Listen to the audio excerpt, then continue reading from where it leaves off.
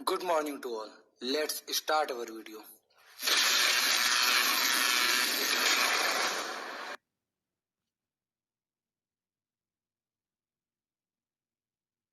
तो आज हम बात करेंगे किरचॉफ के नियम के बारे में। किरचॉफ जो थे वे एक वैज्ञानिक का नाम है किरचॉफ। उन्होंने दो नियम प्रतिपादित किए। पहला नियम उनका कहा जाता है संधि का नियम और दूसरा नियम उनका कहा जाता है लूप का नियम। और दोनों नियम आपके एग्ज़ाम के लिए बहुत ज़्यादा इम्पॉर्टेंट है। अगर आप किसी भी बुक को उठाकर देखेंगे तो ये जो आपके क्वेश्चन है किरचॉफ का नियम, ये आपका हर साल पूछा गया है। तो चलिए शुरू करते हैं। तो किरचॉफ के नियम के बारे में बताया गया कि जटिल परिपथों के विश्लेषण के लिए किरचॉफ ने सन 1842 में दो नियम दिए जिन्हें किरचॉफ के नियम कहते हैं। तो पहला नियम देखते हैं, प्रथम नियम या संधि का नियम। इस नियम को संधि का नियम भी कहा जाता है। इसका होता क्या है, इसमें जैसे हम कहीं भी दो तीन तारों को एक साथ जोड़ते हैं, मान लेते हैं एक तार ये आया, एक तार ये, एक तार ये तीन तार हैं, हमने इनको साथ में जोड़ दिया। तो जिस बिंदु पे ये तीनों तार साथ में जुड़े, यानी ये बिंदु अगर इसको ओ नाम दे दें, इस बिंदु को ही कहा जाएगा संधि। तो ये संधि से रिलेटेड है, इसीलिए इसको संधि का नियम कहते हैं। अब ये नियम कहता क्या है? ये नियम कहता है कि किसी भी संधि पर जो वैद्युत धारा होगा उसका बीजगणितीय योग शून्य होगा। बीजगणितीय योग का मतलब क्या है? चिन्ह भी मैटर करेगा, क्योंकि योग का मतलब तो होता है जोड़ देना। बीजगणितीय का मतलब है कि हम देखेंगे कि उसकी दिशा क्या है, वो संधि की ओर आ रहा है कि संधि से दूर जा रहा है। अगर संधि की ओर आ रहा है तो पॉजिटिव और संधि से दूर जा रहा है तो निगेटिव। चलिए आगे देखते हैं। तो इसका नियम कहता है कि किसी वैद्युत परिपथ में किसी संधि पर मिलने वाली सभी धाराओं का बीजगणितीय योग शून्य होता है, अर्थात सिग्मा आई बराबर 0। यहाँ पर ये जो आपका चिन्ह दिया है इसको सबमिशन का चिन्ह कहा जाता है, या इसको बड़ा सिग्मा आप कह सकते हैं। इसका मतलब होता है बीजगणितीय योग, यानी चीज़ों को जोड़ देना। इस चिन्ह से हम प्रदर्शित करते हैं। तो क्या प्रदर्शित कर रहा है कि जो आई का बीजगणितीय योग है वो कितना होगा? 0 होगा। अब इसको समझेंगे हम आगे। अभी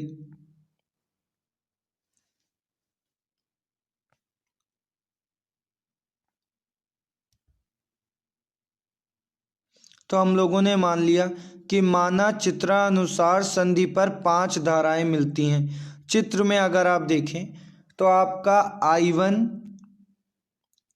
I2 संधि की ओर आ रही हैं और I3 I4 I5 संधि से दूर जा रही हैं। बीजगणितीय योग का कहा है, तो जो संधि की ओर आ रही हैं वो पॉजिटिव, जो संधि से दूर जा रही हैं वो निगेटिव। चलिए देखते हैं आगे। किरचॉफ के प्रथम नियम अनुसार सिग्मा आई का मान 0 बीजगणितीय योग है, इसीलिए I1 I2 प्लस का, और बाकी संधि से दूर जा रहे हैं इसीलिए उनके चिन्ह है माइनस, बराबर 0। किरचॉफ ने यही तो कहा था कि इनका जो बीजगणितीय योग होगा वो 0 होगा। अब ये जो माइनस वाली वैल्यूज़ हैं इनको भेज दिया इस पार, तो हो गया आपका I1 प्लस I2 बराबर I3 plus I4 plus I5।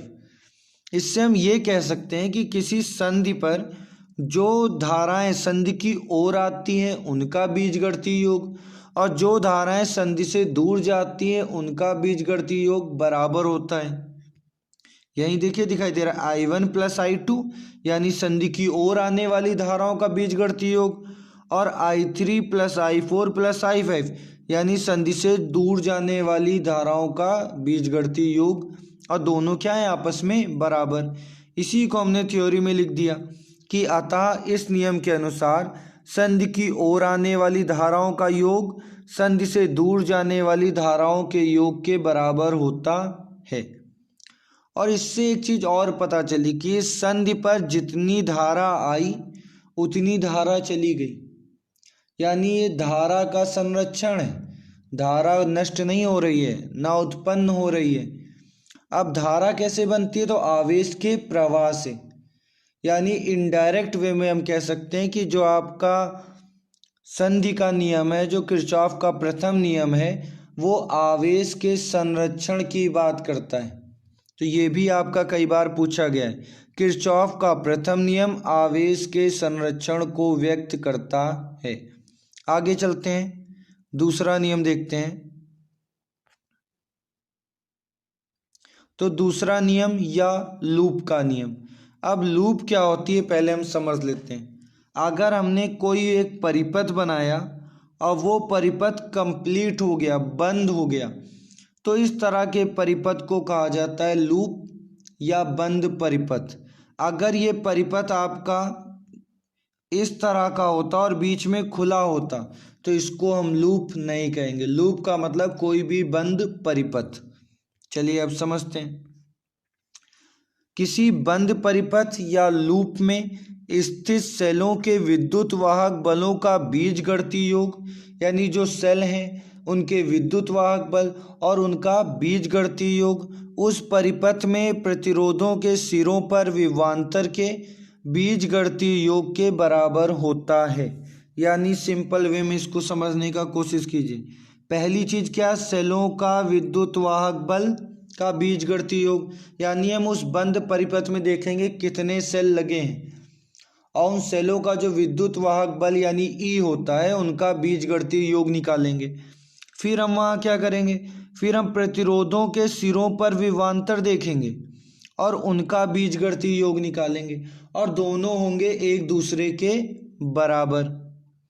यही आपका किरचॉफ का दूसरा नियम यही बात बताता है।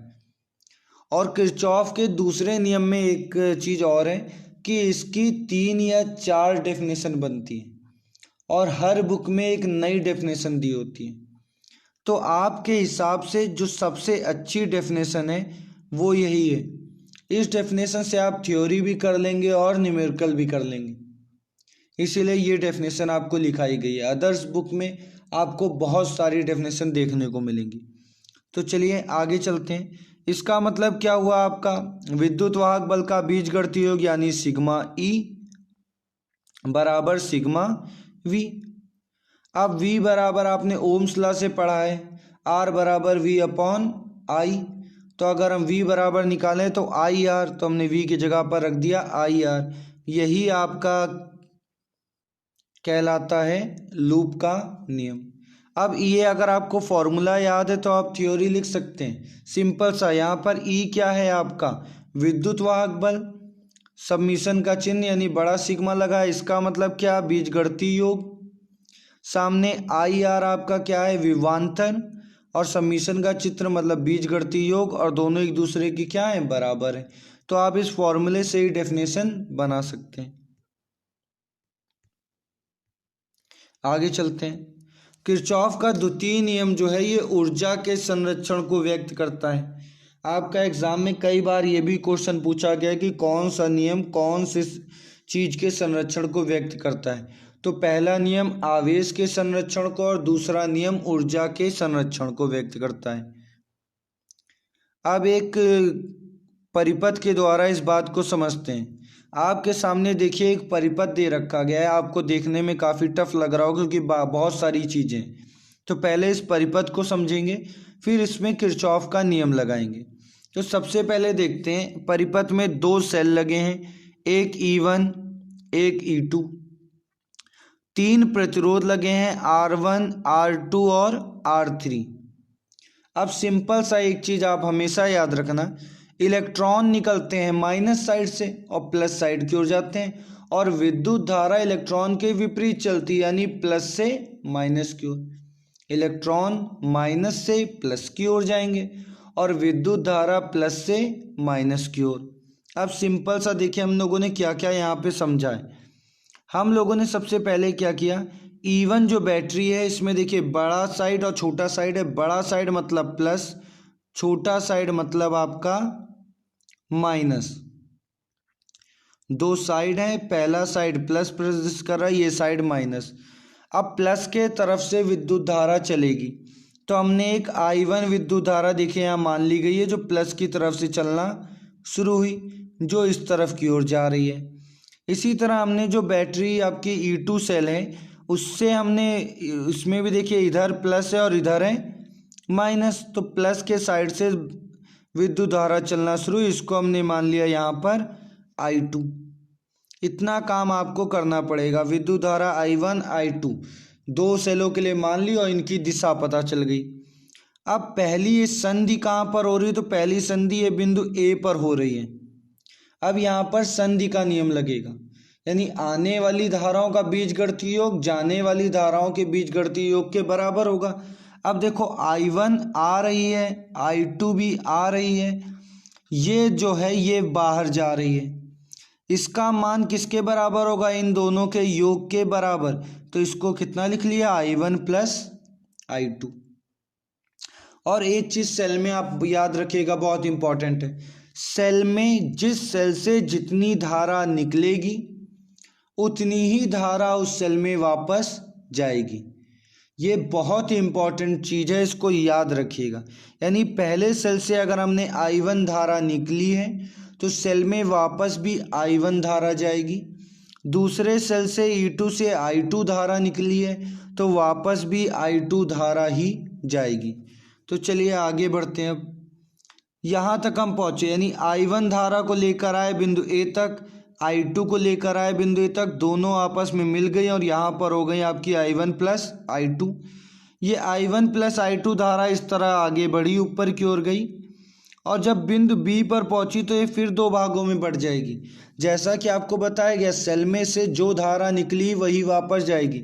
तो इस E2 सेल से I2 धारा निकली थी तो I2 ही धारा इस सेल की ओर, देखिए यहाँ पर लिखा है I2, वापस गई।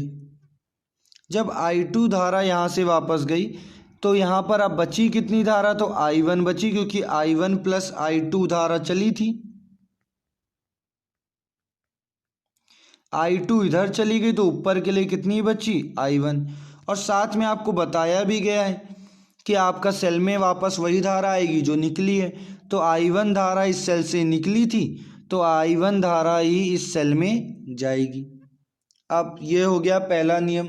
पहला नियम ने संधि का नियम लगा दिया और धाराओं का मान निकाल दिया कि धारा कहाँ कैसे जा रही है। अब दूसरा नियम यहाँ पर कैसे लगेगा, अब यहाँ पर हम लेंगे लूप यानी बंद परिपथ। तो दो बंद परिपथ हैं, एक आपका बंद परिपथ ऊपर, यानी ये देखिए आपका एक बंद परिपथ है, और इसी तरह एक बंद परिपथ आपका देखिए ये है, दो बंद परिपथ हैं। अब दोनों बंद परिपथ में जब हम लगाते हैं द्वितीय नियम, वो लगाने के लिए हम क्या करते हैं, सेल की तरफ से चलना शुरू करते हैं। ध्यान से इस बात को समझिएगा, न्यूमेरिकल में बहुत काम आएगा। हम सेल में जिधर विद्युत धारा दी थी हम वहीं से चलना शुरू करेंगे और एक लाइन से देखेंगे कि उस परिपथ में कितने सेल आ रहे हैं और वो सेल एक दिशा में है कि विपरीत दिशा में है। तो चलिए शुरू करते हैं। हम E1 से चलना हमने शुरू किया, इधर की ओर चले, चाहे आप इधर चलो चाहे विपरीत चलो फर्क नहीं, पर हम विद्युत धारा की दिशा में ही चलना प्रेफर करते हैं। हम इधर की ओर चले और यूं चलते हुए वापस ऊपर जाएंगे। जब इधर से चले तो हमने देखा कि पहले तो हम कौन सा सेल लेकर चले, तो E1 को लेकर चल रहे हैं। फिर हम आगे आए तो हम पहुँचे E2 पर, क्योंकि हम इसी बंद परिपथ पर चल रहे हैं। हम पहुँचे E2 पर। अब हमें देखना है क्या E1 और E2 की दिशा सेम है। तो अगर हम ध्यान से देखें तो E1 और E2 की दिशा विपरीत है। कैसे पता चला, E1 की जो विद्युत धारा है वो I1 अगर हम इधर की ओर ले जाते तो वो जाती इस तरफ, और I2 धारा किधर जा रही है, इस अपोजिट साइड। दोनों की डायरेक्शन विपरीत हो गई। इसका मतलब क्या है कि E2 आपका अपोजिट है। दूसरी तरह आप कैसे समझ सकते हैं, सेल को हम जब भी जोड़ते हैं तो सेल को जोड़ते समय हम एक चीज़ हमेशा ध्यान रखते हैं कि सेल का पॉजिटिव सिरा निगेटिव से जुड़ेगा तो वो आपका सीधे क्रम में है। पर यहाँ अगर हम देखें, हम जब यहाँ से चलना शुरू किए E1 से और E2 पर पहुँचे तो इसका पॉजिटिव के सामने पॉजिटिव आ गया, मतलब E2 कैसा लगा है, उल्टा लगा है। जब उल्टा लगा है तो हम लिख लेंगे E1 होगा प्लस का और E2 होगा माइनस का, क्योंकि क्वेश्चन ने क्या कहा था, बीजगणितीय योग। आगे बढ़े। अब देखा इस R2 परिपथ पे आए, R2 परिपथ पे आए तो हम चल रहे हैं इस डायरेक्शन की ओर, पर अभी हम लोगों ने देखा था R2 परिपथ पे I2 धारा आ रही है प्रतिरोध पे इस डायरेक्शन में, हमारी विपरीत दिशा में, दिशा विपरीत है इसीलिए माइनस, और आपका I2 R2 V बराबर IR, तो इस पे कितना है धारा I2 है, प्रतिरोध कितना है IR। फिर हम इस पे ऊपर की ओर चले और हमने देखा कि धारा I1 की दिशा सेम है और परिपथ भी, प्रतिरोध भी सामने R1 यानी प्लस I1 R1। ये हमने समीकरण निकाला किरचॉफ के द्वितीय नियम से। इसी तरह अगर हम बात करें सेकंड लूप की, नीचे वाले अगर लूप की बात करें, अब हम E2 बैटरी की तरफ से चल रहे हैं, धारा किधर जा रही है इधर, तो हम इधर ही चलना शुरू कर देते हैं ऐसे।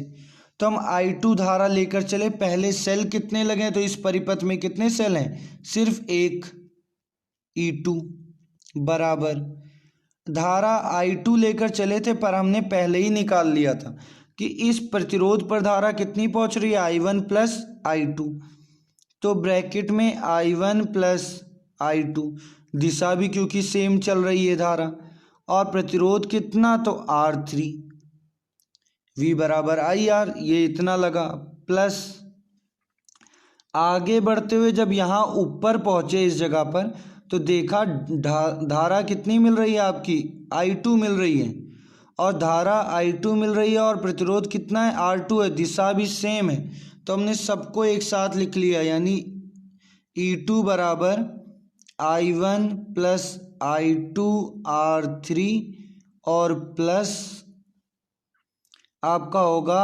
I2 R2। ये आपकी दो इक्वेशन बनेंगी। अब ये दो इक्वेशन हम लोग बनाते क्यों हैं, इक्वेशन आपकी यहाँ पर लिखी भी हैं। इक्वेशन बनाते क्यों हैं, क्योंकि एग्ज़ाम में आपका इस तरह का डायग्राम बन के आएगा, उस डायग्राम में R का मान, R1 का मान, R2 का मान लिखा हुआ होगा, और आपसे पूछेगा कौन से प्रतिरोध में कितनी धारा प्रवाहित हो रही है, यानी I1 का मान, I2 का मान, इस तरह के क्वेश्चन आपसे करेगा। तो उसके लिए आपको ये समीकरण बनाने पड़ेंगे, और फिर इन समीकरण को सॉल्व करोगे तो आपका विद्युत धारा या प्रतिरोध का मान आएगा। इस तरह के सवाल हम अपनी अगली वीडियो में करेंगे। तो आज के लिए इतना ही रखते हैं। आप अगर आसानी से आप समझने का प्रयास करोगे तो आपको समझ में आएगा, कल जब न्यूमेरिकल लगाएंगे तो आपको पूरी तरह से समझ में आ जाना चाहिए। तो आज के लिए इतना ही।